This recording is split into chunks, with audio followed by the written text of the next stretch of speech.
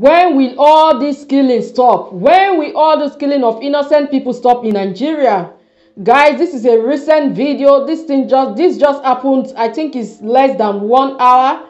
I just want to bring this video to the general public. Though the person involved has apologized, he has shown concern as a good citizen. But according to the gist, we don't know how true this information is, because it just came out to let us know that the person involved, the security personnel involved in this shooting, has been dismissed with immediate effect pending interrogation. Guys, this video you are seeing, I will drop the full video for you to watch in a minute. This is a vendor man, a newspaper man selling newspaper in Nigeria. According to the gist, they said one of the security personnel of our honorable minister, the person of Femi Gbajabiamila, shot the vendor man. According to him, he's saying it's not a deliberate act, guys. He said it's a stray bullet which they are still investigating, but he came out to let us know that he has sympathized with the family of this young man. The name of the man is Okereke, or so is an Igbo name. Pardon me if I didn't get that right.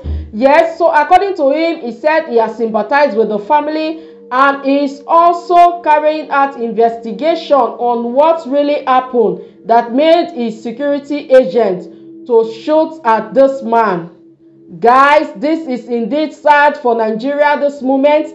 I don't know the kind of training these military people are going through. These so-called political security men, I don't know the kind of training they embark on before they start conveying cover of these politicians.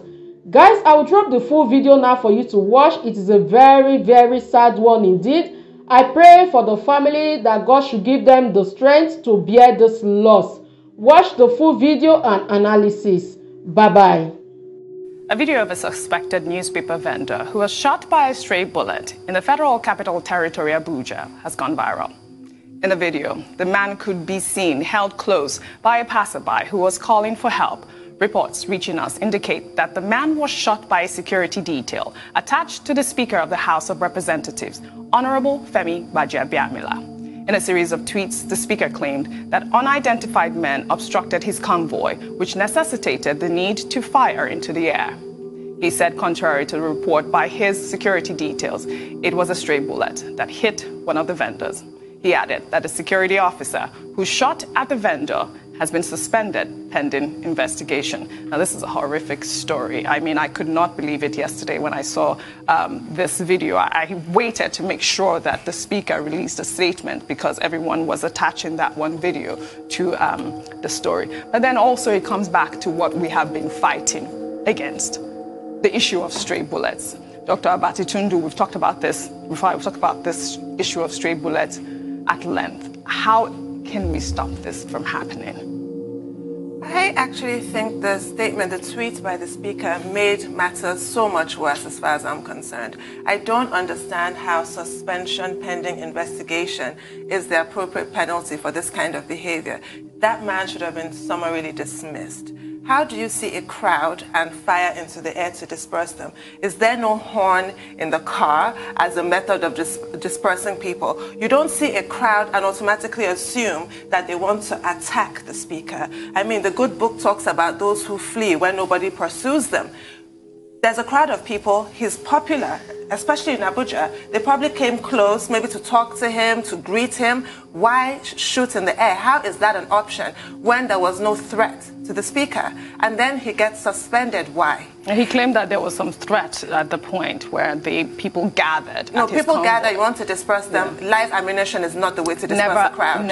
Especially a crowd that has not been aggressive. You are not under threat. It's just a crowd. Right. He's the speaker. The speaker is the #4 citizen in the country. I'm sure he's used to crowds. People will be drawn to him, want to talk to him. This is really awful. This newspaper vendor, a hard-working Nigeria, plying his trade, gets shot for no reason, and the person who shot him. So it's not even in any doubt that this particular officer shot this gentleman, and he's been suspended. Why? He should be dismissed. And he should also be named. He should be dismissed, and then, you know. I have a different opinion, and it is as follows. Now, I think first we should commend the Speaker of the House of Representatives, Femi Gbajabiamila, for the manner in which he has responded to this. I don't. He has shown empathy. I don't. He has shown concern, and he has expressed his sympathies to the family of the gentleman. Now, he said usually when he's leaving the National Assembly, he knows these vendors because he's been around for a very long time. He will come down, you know, play with them, discuss with them. Yes, you know, because of his popularity. When you have been in an environment for a long time, people will know you. Then they were leaving. Somehow, there was an obstruction. I think it's important to look at his tweets. Now, whether he's saying the truth or not is another matter. And then later, he was informed that there had been a gunshot and somebody was wounded. And he stepped into the matter and said, how could that have happened? And what he now said was that the officer that shot into the air has been suspended pending investigations. It is not in the place of Femi Gbajabiamila as Speaker of the House of Representatives to summarily dismiss the police officer. The matter will be referred. It is. The matter.